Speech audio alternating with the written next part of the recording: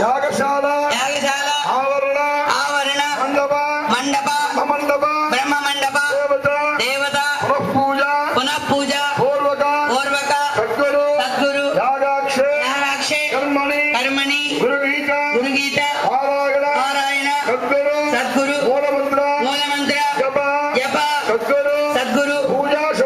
పూజా సమయే యథాశక్తి అన్యోన్య సహాయేన అష్టోత్తర నారికేళ తీర్థ సహాయేన సద్గురు పాదుకాభి గృహసూక్త